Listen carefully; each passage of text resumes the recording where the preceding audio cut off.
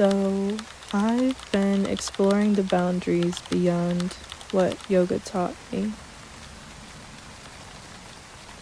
It's a concept that I wasn't so familiar with at first.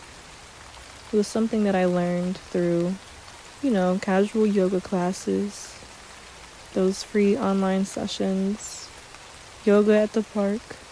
And I wasn't willing to pay for overpriced yoga classes when I already had some background and I felt like I needed to explore yoga in my own way with some research. Exploring different angles, bends and curves of my body with the intention of increasing mobility and decreasing pain.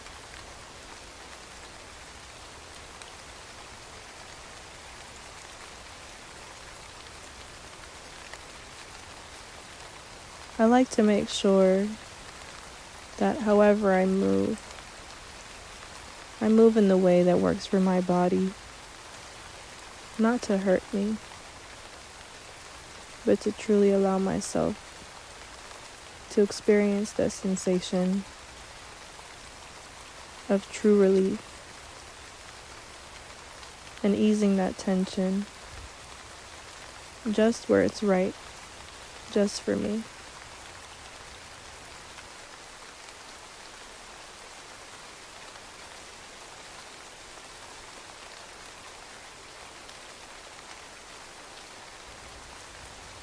As someone who experienced sexual harassment and sexualization of my body at a young age, the relationship I had to my body was molded before I could understand what I was going through. So it's crucial that I desexualize myself in my practice, allow myself to move for healing and pleasure, to ensure my body that she's safe to feel good without worry of being taken advantage of, to allow myself to move freely, without pressure, without needing to perform. Many may perceive certain positions only useful in an intimate setting. However, for womb holders, these are powerful poses for reclamation of your inner creator and source energy. Your core supports your womb, which is the source of your intuition, your wisdom, your creativity, and your connection to your inner child. Strengthening this is vital. Exercising your core beyond comfort on your means builds resilience, muscle memory, and trust. Not only in your purpose, but it alters how you confront your shadows and your true inner power. It holds you. It supports you. Your hips and your groin support the weight of your purpose and divine path. When your root is nurtured, your success feels easier to confront and hold. It's what grounds you. It's what supports the base of your foundation.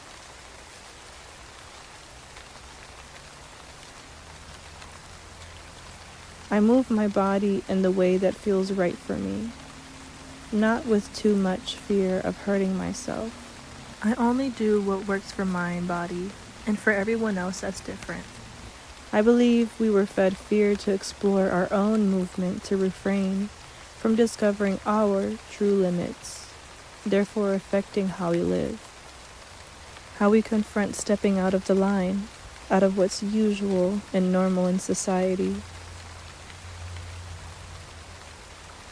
I don't rush. I'm mostly patient. I let myself stay in each position for as long as I need, because I know that my body needs that time. When I started learning about yoga and somatic movement, I questioned why every instructor rushed to get to the next pose.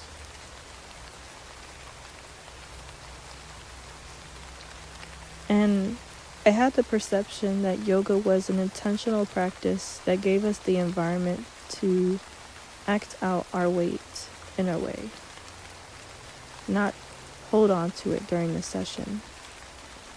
And anyone who knows about that weight knows that it takes time to release, and it deserves adequate space to be held, to be felt, to be seen, to be understood exactly the way that we wish to be seen and understood. It's not every day that I repeat the same practice that you see here, but it's important that I put the work in for myself every day. Because this means that I get a bit of relief of the pain that I carry every day, all of which is not mine to try and fix, but I still must heal from. To worship my temple is to reclaim justice for what hasn't been given, acceptance that it may never happen, and that has to be okay. And I keep my heart open for what has been lost, because I've gained more that will last me forever. Since transitioning to living in my own room again, it's been really difficult transition for me to accept for the time being. Having to adjust my daily schedule in a different environment requires a longer time for me because of the deep intention I place behind every action. I often find my body and mind experience cognitive dissonance every time I come back here, because it's returning to a place where you once was, but you aren't anymore. And for someone like me, my survival was based upon adapting to my environment to avoid from losing my life. And now I'm training my body to undo that behavior because I refuse to move out of a place of survival mode any longer and learn to live confidently in my truest self. And damn, it hurts. During my practice on this day, especially going into child's pose, opened up something for me, and I needed to release it. This day I was feeling a lot, but I couldn't really describe why. I don't talk about it often because I was trained to think it was weak. But then I isolated myself till I almost disappeared, thinking that I'd succumb to my self-sabotage. So I pushed myself to talk about it when it gets really bad. And then I remember why it was important for me to speak up anyways. Because I was never alone. I only believed I was alone. But this is not an individual experience. Because this is what healing looks like sometimes. And everybody has to heal at some time, in some point, in some place of their life, whether it be big or very, very small. It reminds us that our inner children always stay with us. So I sit with myself anyways, and I don't judge. Even if I had 10 things to do on my to-do list today. Because if I cannot show up for myself, I cannot show up for anybody else. And that's no use to anybody. Sometimes I experience the most pain around my shoulders and neck and back. These places usually are from carrying weight, physical and mental, a weight so heavy that it will manifest into pain and soreness around these areas. And so I focus on those areas the most.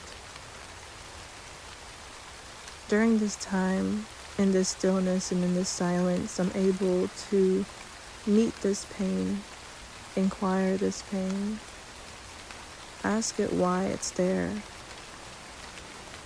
why I didn't treat it sooner, because I realized I was carrying too much. Things that weren't only my responsibility to hold alone. Things that were never mine to hold. at all.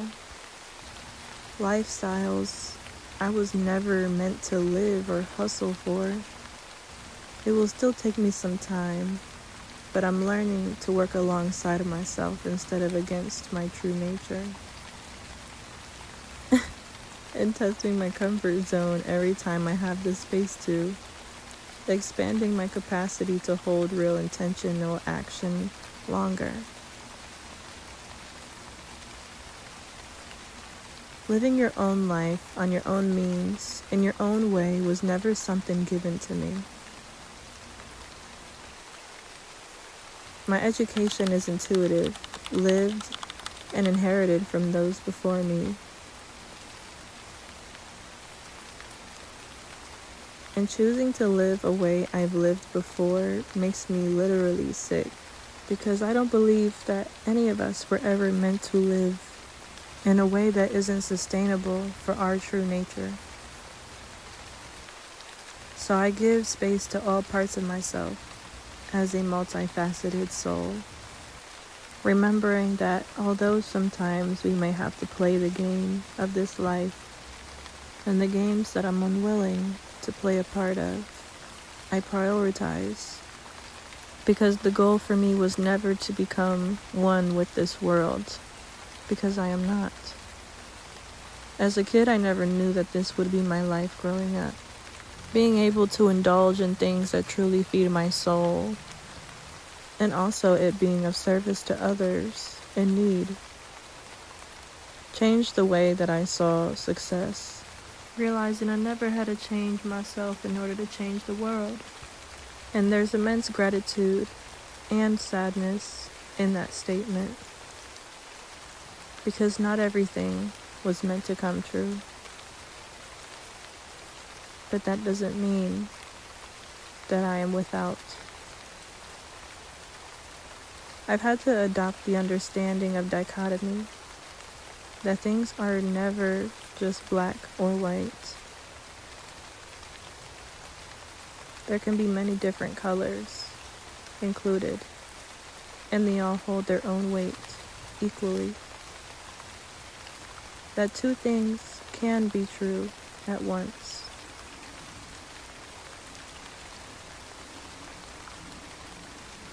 And be right or wrong, depending on your perspective, your experiences, and what you know highly shape the reality that you perceive.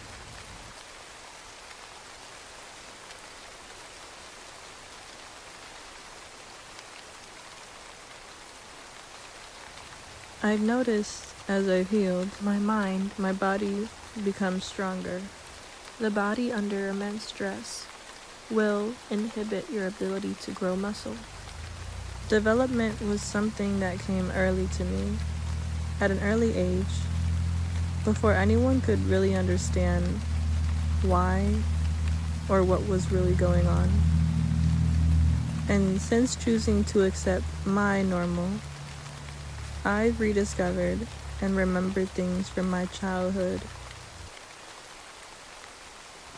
and have started reintroducing those childhood components into my daily routine. Healing isn't linear, and it looks different for everyone. Getting to know others' healing methods allowed me to explore mine, and I'm forever grateful for online communities for that. How do you want to improve the relationship you have with movement? I love you.